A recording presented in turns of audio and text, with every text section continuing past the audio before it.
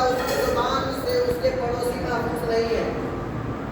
میرے نبی نے اس کی صلاۃ اللہ کی شب بیداریوں کو نہیں دیکھا, تہجد گزاری کو نہیں دیکھا, عبادات و ریاضت کی طرف نظر نہیں کیا. میرے آقا نے سیدھے طور پر کہا کہ وہ عورت جہنمی ہے, وہ عورت جہنمی ہے.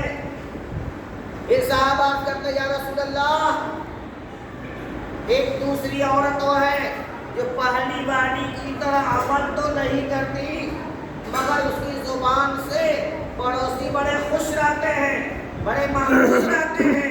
میرے آقا نے اس کی عبادت پر نظر نہیں ڈالی بلکہ میرے آقا کی زبان کھلتی ہے تو فرماتے وہ عورت جنتی ہے. سبحان اللہ.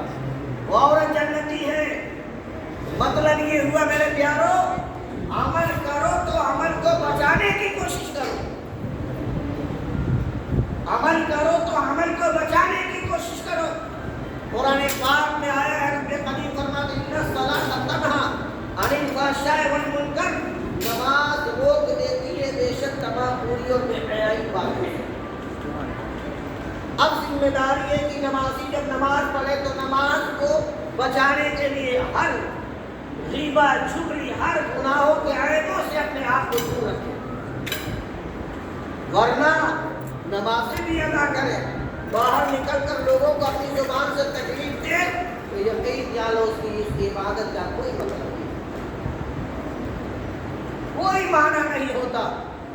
اس لیے پیارو اس کا خیال کرو, اور آپ کو رب نے خیر امت بنایا ہے, بہتر شان عطا کی ہے.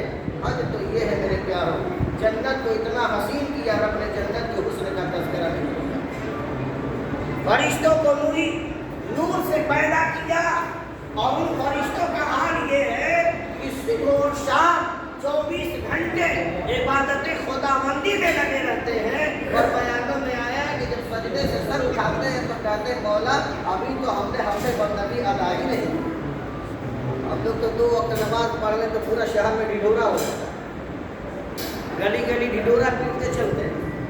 لیکن غور کرو, یہاں تک کہ وہ مخلوق فرشتے, عام فرشتوں کو رب نے قرآن کی تلاوت کی, نمازوں جو ہے قرآن کی تلاوت کی قوت نہیں بخشی ہے, تو وہ جب مسلمان امت مسلمہ حالت نماز میں ہو یا غیر نماز میں ہو قرآن کی تلاوت کرتی ہے تو ان کو ذکر خدا اور کلام الہی سے اتنی محبت ہے کہ اپنے منہ کو اس کے منہ پہ رکھ دیا کرتے ہیں, اور اپنے منہ کو اس کے منہ پہ رکھ دیا کرتے ہیں. اس لیے پیارو اس کا خیال کرو, اتنی محبت ہے انہیں ذکر خدا سے اور کلام الہی سے. بات جگہ یہ آتا ہے کہ اس کے منہ کو اپنے منہ میں لے لیتے ہیں. اسی لیے میرے آقا نے فرمایا جب تم مسجد جاؤ, اللہ کے گھر کے لیے جاؤ, نماز کے لیے چلو تو تم اپنے منہ کو اچھی طرح سے صاف کر لو, باوضو ہو کر کے جاؤ تاکہ تمہارے منہ کی بدبو کی وجہ سے کہیں فرشتوں کو تکلیف نہ. سبحان اللہ.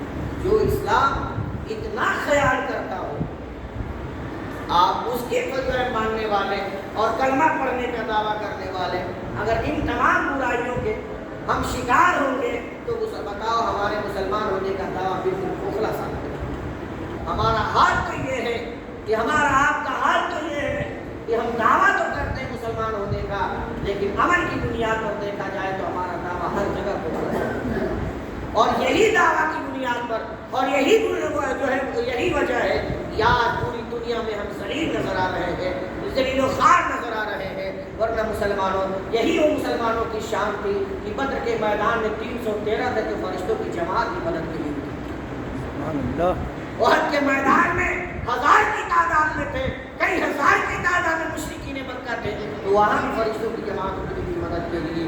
آج ہم پر یہ کیوں ہو رہا ہے, یہ کیا معاملہ ہے, تو یقین جانو یہ سارا معاملات ہے تو ہمارے عمل کی بنیاد پر ہے, ہمارے کردار کی بنیاد پر ہے, ہمارے طور اور طریقے کی بنیاد پر ہے. اس لیے ہم جو ہے خود بھی باعمل بننے کی کوشش کریں اور اپنے نسلوں کو بھی باعمل بنانے کی کوشش کریں. اس لیے کہ آج ہم خود عمل کریں گے, خود نمازیں پڑھیں گے, خود تلاوت کریں گے تو دیکھا دیکھی پیچھے آنے والی نسل بھی یہ ننھے آپ اپنے لیے نہیں تو یہ ننھی جان بچوں کی فکر کریں کہ بات ہمارے ان کا کیا حال ہوگا. ہم تو کسی طرح سے گزر بسر کر رہے ہیں, آج کا دور کا یہی معاشرہ رہا تو آنے والا وقت وہی کہ ہمارے بچے ہمارے جنازہ پڑھنے کے قابل بھی باقی نہیں ہوئے.